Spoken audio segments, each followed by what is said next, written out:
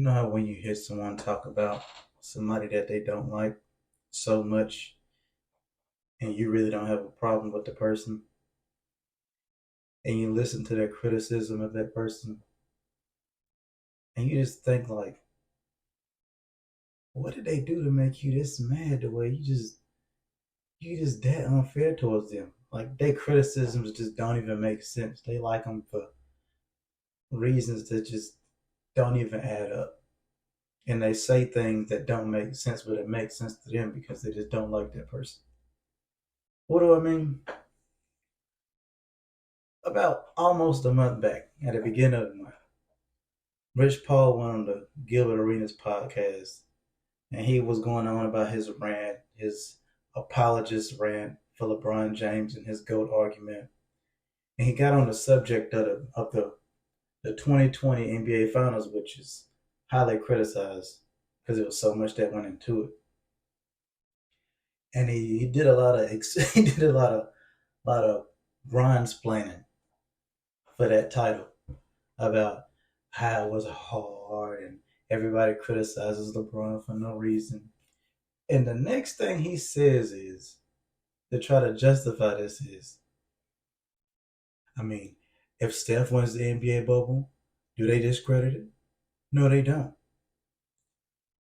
And I'm thinking, I'm just listening to that clip and I'm sitting there thinking, like, bro, Steph's whole career has been discredited.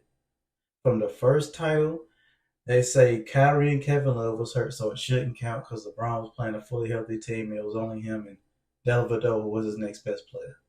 Okay, you can shoot him a little bit for that one. The next two titles, well, he had KD. I mean, what you expect? I mean, if you put him and KD together, how can you beat that team? All right. Then the last title,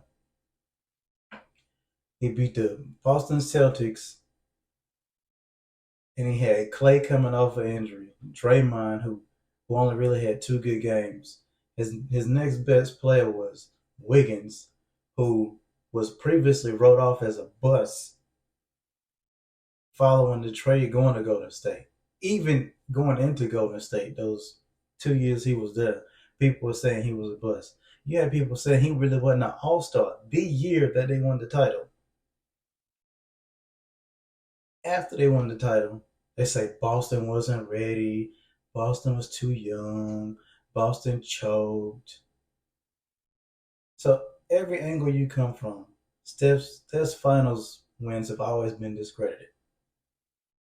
So for him to even say that, it's like, dude, what does Clutch Sports have against Steph Curry? And I say Clutch Sports because Maverick Carter during the pandemic, he was on the podcast. It was him and Draymond, which is like, if I'm Steph, I'm looking at Draymond as a turncoat because he's been turning a blind eye to a lot of this criticism from his homeboys at Clutch. And you can't convince me that LeBron is not putting these dudes out there to say that. He'll go in front of the media and say nice glowing things about Steph. But you can't tell me LeBron don't feel the same way behind closed doors. But Maverick Carter goes out on the podcast and criticizes Steph. He says, "Man, I'm like 38, and Steph couldn't go on me. I ain't picked up a basketball in like 20 years, and Steph couldn't stay in front of me. Steph couldn't go on me." And I think Draymond even snickered a little bit when Maverick Carter said that. So it's like Maverick and Rich Paul have this like disdain for Steph and Steph's career. But what's the real reason for just like not liking Steph? It all goes back to Steph and the Golden State Warriors through that monkey wrench and LeBron's plan to be the quote unquote GOAT.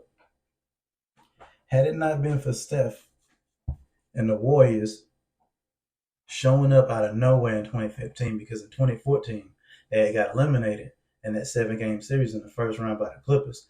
So nobody really thought anything serious of the Golden State Warriors. They're just like, they'll be a nice little playoff team for the next couple of years. They ain't really going nowhere until they got Steve Kerr.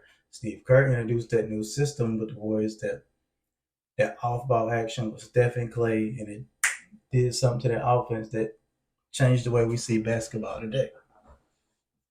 So when they got to the finals and faced LeBron for that first time, and LeBron had two injured teammates, and they took care of LeBron in 6 games.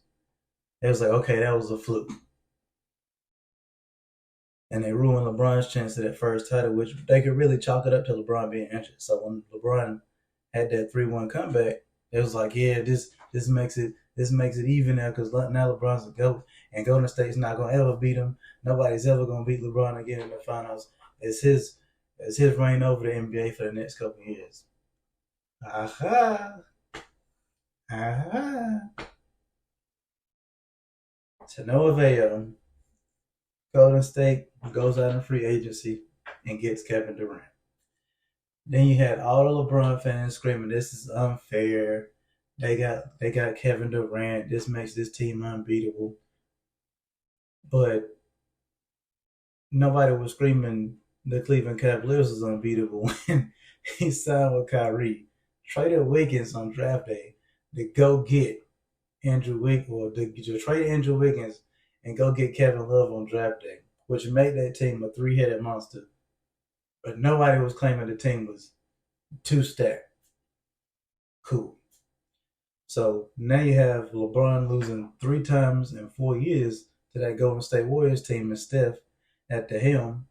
I say Steph at the helm because it was still Steph's team. So now Clutch Sports holds a lot of resentment for Steph for beating LeBron those 3 years in the finals and ruining his finals record, which would have been, he probably could have rattled off like two or three two or three more titles had it not been for Steph. And his finals record would be a lot better than what it is right now. It wouldn't be 4-6. It'd be more like what, 6-4, which is a whole lot better than 4-6. So that's my conclusion, is this whole Rich Paul and Clutch Sports dynamic with Steph Curry. No, none of the media ever really calls this out, by the way. They just let this go under the rug. They never really call this out as like, why does Rich Paul and Maverick Carter and Clutch have this problem with Steph? Because they always send a few strays his way.